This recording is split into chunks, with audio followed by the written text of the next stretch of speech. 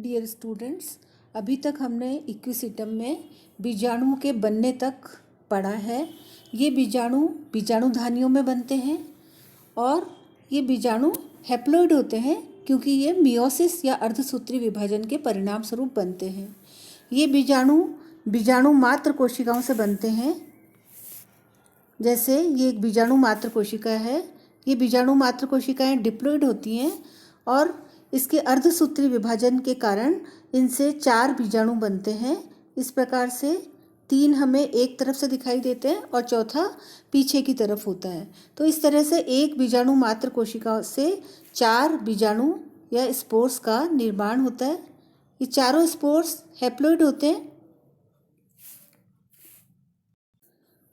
अब ये बीजाणु जो कि बीजाणुधानियों में बनते हैं, तो बीजाणुधानियों का स्फुटन होता है और ये बीजाणु वहाँ से बाहर निकल जाते हैं। तो हम पढ़ेंगे बीजाणुधानियों का स्फुटन किस प्रकार से होता है। तो जब बीजाणु परिपक्व हो जाते हैं तो स्ट्रोबाइलस का अक्ष लंबाई में वृद्धि करता है। इस तरह से जैसे ये स्ट्रोबाइलस का अक्ष है और इस पर ये बीजाणुधानीधर लगे हुए हैं और इन बीजाणुधानीधर की लोअर सरफेस पर बीजाणुधानियाँ लगी हुई हैं और इन बीजाणुधानियों के अंदर एक ही प्रकार के स्पोर्स भरे हुए हैं। तो जब ये स्पोर्स या बीजाणु परिपक्व हो जाते हैं तब इस स्ट्रोबाइलस के अक्ष में लंबाई में बहुत तेज़ी से वृद्धि होती है और ये स्पोरेंजियोफोर्स जो हैं ये एक दूसरे से दूर दूर हो जाते हैं। इस प्रकार से जैसे एक स्पोरेंजियोफोर है तो ये इससे दूर, जब स्ट्रोबाइलस का अक्ष लंबाई में वृद्धि करेगा तो ये इस तरह से एक दूसरे से दूर दूर हो जाएंगे। जब ये दूर दूर हो जाएंगे तो इनकी अंडर सरफेस या इनकी लोअर साइड पर लगी हुई स्पोरेंजिया बाहरी वातावरण से एक्सपोज या अनावरित हो जाएगी और जब ये बीजाणुधानियाँ बाहरी वातावरण से अनावरित हो जाती हैं तो बाहरी वातावरण का असर इन बीजाणुधानियों की भित्ति पर हमें दिखाई देता है और इनकी भित्ति जो होती है वो सूखने लगती है और उसके बाद में इन बीजाणुधानियों की भित्ति पर एक स्लिट या झिर्री बन जाती है और बीजाणु जो होते हैं वो बाहर की तरफ निकल जाते हैं। अब हम बीजाणु का स्ट्रक्चर देखते हैं। ये इक्विसिटम के बीजाणु परिपक्व अवस्था में गोल दिखाई देते हैं और एक केंद्रकीय होते हैं। ये केंद्रक है इसमें और इसमें क्लोरोप्लास्ट पाए जाते हैं। ये क्लोरोप्लास्ट है। तो इसकी जो स्पोर वॉल है या बीजाणु की जो भित्ति है वो 4 परतों की बनी हुई होती है। ये चारों परतें केंद्रिक परतें होती है, अर्थात इनका सेंटर जो होता है वो समान होता है। कंसेंट्रिक परतों की बनी हुई होती है। सबसे बाहरी परत को हम पेरिस्पोर कहते हैं। इसके पश्चात जो अंदर की तरफ होती है उसे हम मिडिल लेयर या मध्य परत कहते हैं। इसके अंदर वाली परत को हम एक्सोस्पोर कहते हैं या बाह्यचोल कहते हैं और सबसे अंदर की परत को हम एंडोस्पोर या बीजाणु अंतःचोल कहते हैं। अब ये जो सबसे बाहर की परत है जिसे पेरिस्पोर कहा जाता है, इसको एपिस्पोर भी कहा जाता है। ये जब बीजाणु परिपक्व हो जाता है तो ये स्प्लिट होकर के या टूट करके 4 पट्टियाँ बनाती हैं। यद्यपि ये चारों पट्टियाँ एक दूसरे से अलग होती हैं परंतु एक बिंदु पर ये बीजाणु से संलग्न रहती है। जैसा कि आप इस चित्र में देख रहे हैं, ये इक्विसिटम का स्पोर है और ये न्यूक्लियस है और ये जो सबसे बाहर वाली लेयर जिसको कि हम एपिस्पोर या पेरिस्पोर कहते हैं, ये 4 ऐसे पट्टियों में 4 बैंड्स में स्प्लिट हो जाती है और ये चारों बैंड्स जो होते हैं वो एक जगह पर बीजाणु से अटैच रहते हैं।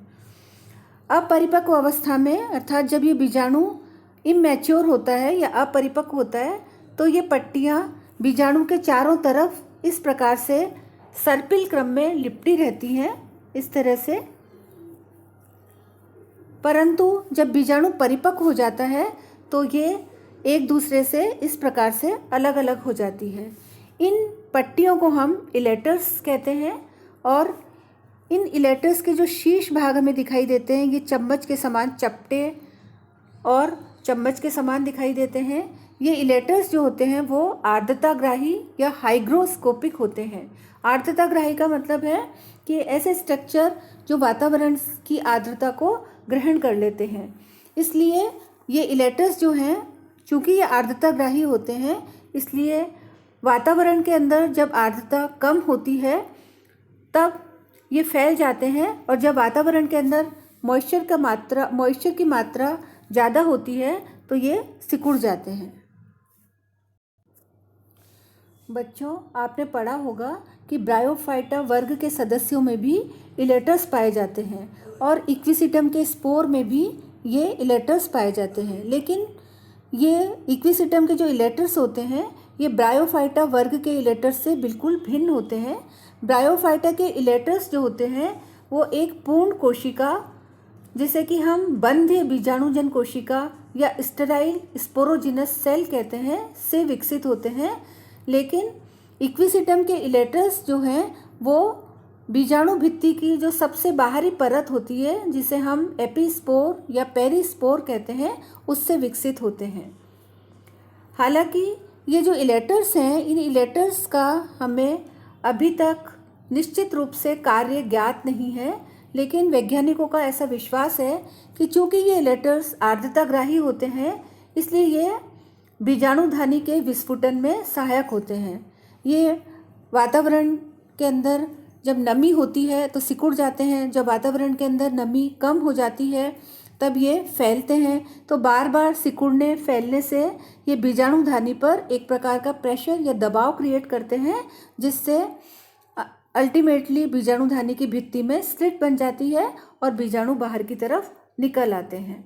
कुछ वैज्ञानिक ऐसा भी मानते हैं कि ये इलेटर्स बीजाणुओं के प्रकीर्णन के समय पैराशूट के रूप में कार्य करते हैं। तो जब ये बीजाणुधानी से मुक्त हो जाते हैं तो ये पैराशूट के समान हवा में खुल जाते हैं, और इससे बीजाणु एक स्थान से उड़ करके दूसरे स्थान पर विकिरणित हो जाता है। अब हम इक्विसिटम के गैमेटोफिटिक फेज या युग्मकोद्भिद पीढ़ी के बारे में पढ़ेंगे। अभी तक हमने इक्विसिटम के बारे में जो भी चीज़ें पढ़ी है, जैसे इक्विसिटम का जड़, तना, पत्ती, इक्विसिटम का स्ट्रोबाइलस, इक्विसिटम की स्पोरेंजियम, ये सभी स्ट्रक्चर स्पोरोफिटिक पीढ़ी या बीजाणु उद्भिद पीढ़ी से संबंधित थे। लेकिन स्पोर के बनने के साथ ही, चूँकि स्पोर हैप्लॉइड होता है, तो स्पोर के बनने के साथ ही अब इक्विसिटम में गैमेटोफिटिक फेज या युग्मकोद्भिद अवस्था की शुरुआत हो जाती है। तो अब हम नेक्स्ट पढ़ेंगे कि स्पोर का जर्मिनेशन किस तरह से होता है और उसके जर्मिनेशन से गैमेटोफाइट का विकास किस प्रकार से होता है। इक्विसिटम में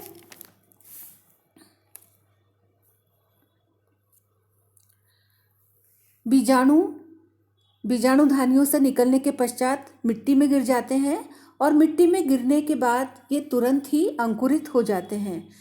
इनका अंकुरण 10 से 12 घंटे के भीतर ही हो जाता है, और ये बीजाणु अल्पकालिक होते हैं। ये बीजाणु अल्पकालिक होते हैं या शॉर्ट लिव्ड होते हैं, यानी कि बहुत ही कम समय के लिए इनकी ये जीवन क्षम रहते हैं, और यदि इनका अंकुरण तुरंत न हो तो इनकी जीवन क्षमता या वाइबिलिटी खत्म हो जाती है। बीजाणुओं की अल्प जीवन क्षमता का कारण संभवतः इनमें श्वसन की ऊंची दर होती है। जब इन बीजाणुओं को उपयुक्त अधोस्तर या सबस्ट्रेटम मिल जाता है तो ये बीजाणु 10 से 12 घंटे के भीतर ही अंकुरित हो जाते हैं। इन बीजाणुओं के अंदर क्लोरोप्लास्ट होते हैं, और ये एक केंद्रकीय होते हैं और यूनिसेलुलर होते हैं और हैप्लॉइड होते हैं।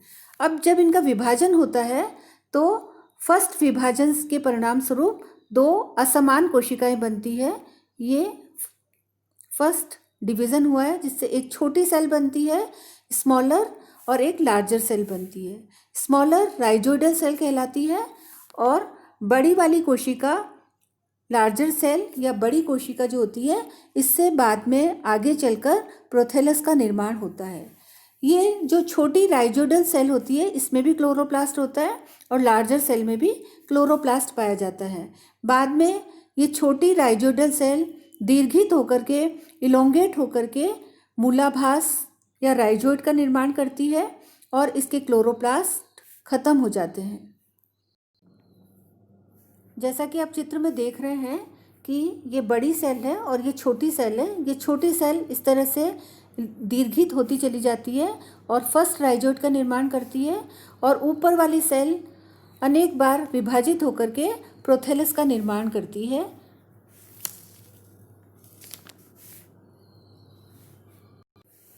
ये फर्स्ट राइजोइड है और ये ऊपर वाला ग्रीन कलर का छोटा सा प्रोथेलस बन जाता है।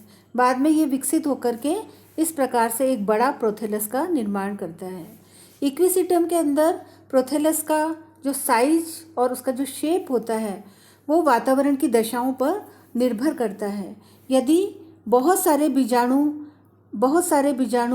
क्राउडेड अवस्था में या बहुत सारे बीजाणु एक ही जगह पर गिर जाते हैं और वो अंकुरित हो जाते हैं, तो जो प्रोथेलस बनता है वह फिलामेंटस या तंतुवत बनता है और इन पर जो पालियाँ डेवलप होती हैं, जो लोब्स डेवलप होते हैं या जो शाखाएं डेवलप होती है वो बहुत ही कमज़ोर होती है।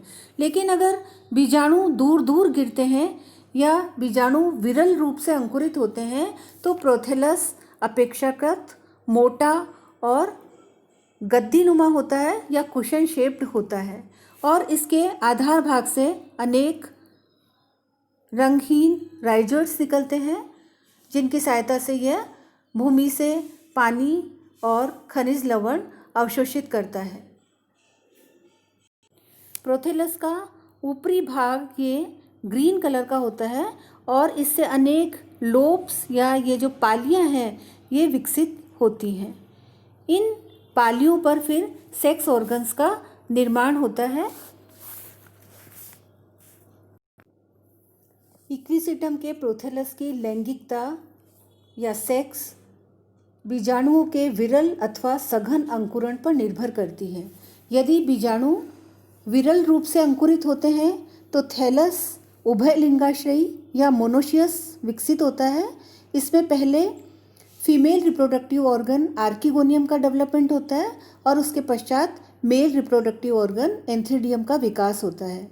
लेकिन यदि इक्विसिटम के स्पोर्स सघन रूप से या एक दूसरे के पास पास रहते हुए अंकुरित होते हैं तो जो प्रोथेलस बनता है वो छोटा बनता है और ऐसा प्रोथेलस एक लिंगाश्रयी या डायोशियस होता है। इस पर या तो मेल रिप्रोडक्टिव ऑर्गन एंथ्रीडियम ही बनते हैं या फिर फीमेल रिप्रोडक्टिव ऑर्गन आर्किगोनियम का ही निर्माण होता है। इससे हमें ये पता चलता है कि प्रोथेलस की लैंगिकता बीजाणुओं के विरल अथवा सघन अंकुरण पर निर्भर करती है। वास्तव में इक्विसिटम एक उभयलिंगाश्रयी या मोनोशियस वंश है और इसमें एक लैंगिकता या यूनिसेक्सुअलिटी प्रतिकूल वातावरणीय दशाओं के कारण विकसित होती है। उभयलिंगाश्रयी या मोनोशियस प्रोथेलस का मतलब है कि एक ही प्रोथेलस पर दोनों प्रकार के सेक्स ऑर्गन्स एंथ्रीडियम तथा आर्किगोनियम दोनों ही विकसित होते हैं। लेकिन एक लिंगाश्रयी या डायोशियस प्रोथेलस का मतलब है कि उस प्रोथेलस पर या तो मेल रिप्रोडक्टिव ऑर्गन एंथ्रीडियम का ही विकास होता है या फिर फीमेल रिप्रोडक्टिव ऑर्गन आर्किगोनियम का ही विकास होता है।